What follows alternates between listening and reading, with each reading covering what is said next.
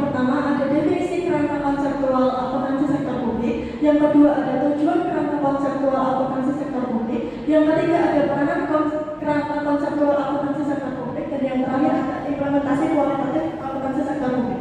Untuk materi yang pertama dan yang kedua akan dijelaskan oleh rekan saya Alfa.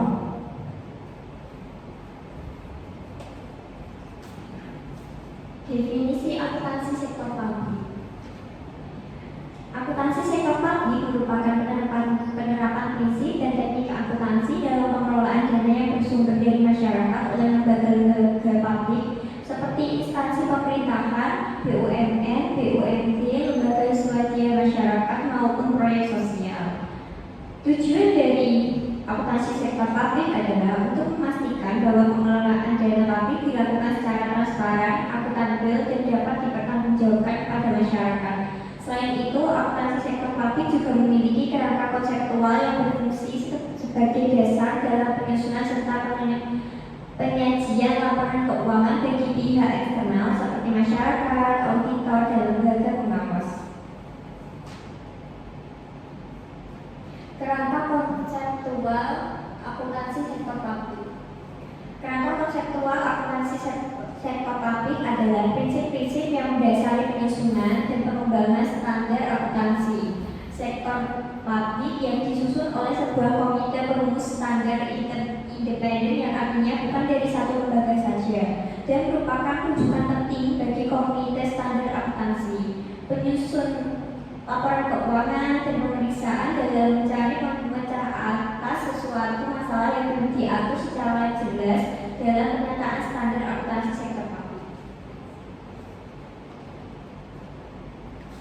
Tujuan kerangka konseptual akuntansi sektor publik. Bagi penyusun standar akuntansi sektor publik, kerangka konseptual berfungsi sebagai acuan dalam melaksanakan tugas perumusan standar. Melalui kerangka ini, penyusun standar dapat memastikan bahwa setiap kebijakan akuntansi yang ditetapkan selaras dengan tujuan pelaporan keuangan sektor publik, serta mencerminkan prinsip-prinsip transparansi, akuntabilitas, dan relevansi informasi keuangan. Yang kedua, bagi penyusun laporan keuangan, kerangka konseptual memberikan panduan ketika menghadapi situasi atau transaksi yang belum diatur secara eksplisit dalam standar akuntansi sektor publik. Dengan mengacu pada kerangka ini, penyusun laporan dapat mengambil keputusan yang konsisten dengan tujuan pelaporan keuangan dan tetap menjaga kualitas serta keandalan informasi yang disajikan. Yang ketiga, bagi pemeriksa atau auditor, kerangka konseptual menjadi dasar dalam menilai apakah laporan keuangan telah disusun sesuai dengan prinsip dan standar akuntansi sektor publik. Auditor menggunakan kerangka ini untuk memastikan bahwa laporan keuangan memberikan gambaran yang wajar mengenai posisi keuangan, hasil operasional, dan arus kas entitas publik. Yang terakhir, bagi para pengguna laporan keuangan seperti masyarakat, lembaga pengawas, atau pembuat kebijakan, kerangka konseptual berperan penting dalam membantu memahami dan menafsirkan informasi yang disajikan dalam laporan keuangan.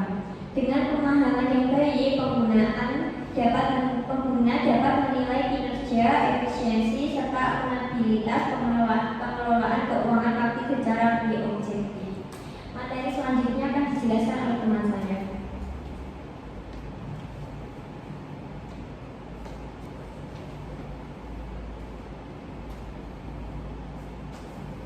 Baik, di sini saya akan menerangkan tentang peranan kerangka konseptual akuntansi sektor publik. Berikut adalah peranan utama dari kerangka konseptual akuntansi sektor publik. Yang pertama yakni menjadi dasar penyusunan dan pengembangan standar akuntansi. Dasar penyusunan standar yakni menjadi landasan bagi badan penyusun standar atau KSAP untuk mengembangkan standar baru dan mengevaluasi standar yang sudah ada. Untuk yang kedua adalah meningkatkan konsistensi dan keterbandingan laporan keuangan, yakni memastikan semua standar yang dibuat saling konsisten. Yang ketiga ada memberikan pedoman bagi penyusun laporan keuangan, yakni membuat laporan keuangan dapat dibandingkan antar entitas dan antar periode waktu. Untuk yang keempat ada membantu auditor dalam memberikan opini, yakni membuat pedoman saat tidak ada standar akuntansi yang spesifik untuk suatu transaksi. Yang kelima ada meningkatkan pemahaman dan kepercayaan pengguna laporan keuangan, yakni menjelaskan tujuan, asumsi, dan konsep dasar sehingga laporan keuangan lebih mudah dipahami. Yang terakhir ada menegaskan tujuan pelaporan keuangan sektor publik, yakni menekankan bahwa tujuan utama pelaporan keuangan pemerintah adalah untuk pertanggungjawaban kepada publik. Ada yang tertinggal, yang ada membantu auditor dalam memberikan opini. Yang menjadi di sini adalah acuan bagi auditor, yaitu membantu auditor atau BPK dalam memberikan opini atas kewajaran laporan keuangan. Baik, untuk materi yang terakhir ini ada implementasi kualitatif akuntansi sektor publik. Yang pertama ada relevan atau mempengaruhi keputusan. Yang pertama ada manfaat prediktif, yaitu RLA untuk memprediksi anggaran tahun depan. Yang kedua ada manfaat umpan balik, yaitu laporan operasional untuk mengevaluasi kinerja. Dan yang ketiga ada tepat waktu untuk penyampaian laporan keuangan sesuai jadwal. Yang kedua ada andal atau dapat dipercaya dan bebas kesalahan. Yang pertama ada penyajian jujur, yakni aset didukung bukti kepemilikan yang sah. Yang kedua dapat diverifikasi, setiap angka dapat ditelusuri ke bukti transaksi dan diaudit oleh BPK. Yang ketiga ada netralisasi, yaitu tidak memihak atau memanipulasi data.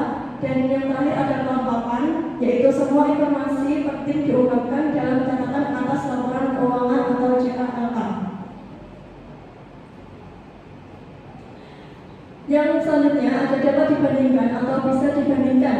Yang pertama ada antar periode, yakni menyajikan angka tahun berjalan dan tahun sebelumnya. Yang kedua ada antar entitas, yakni menggunakan SAP yang sama memungkinkan perbandingan antar pemda. Dan yang ketiga ada konsisten, yaitu menerapkan kebijakan akuntansi yang sama dari tahun ke depan. Yang terakhir yaitu dapat dipahami atau mudah dimengerti. Yang pertama ada struktur jelas, yaitu klasifikasi akun yang teratur atau misalnya jenis-jenis belanja. Dan yang kedua ada bahasa yang lugas, yakni menggunakan istilah yang sesuai. Dan yang terakhir ada penjelasan rinci, yaitu adanya CALK untuk menjelaskan detail angka dalam laporan.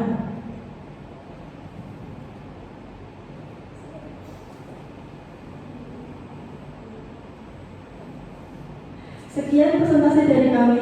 Untuk jika ada yang dipertanyakan silahkan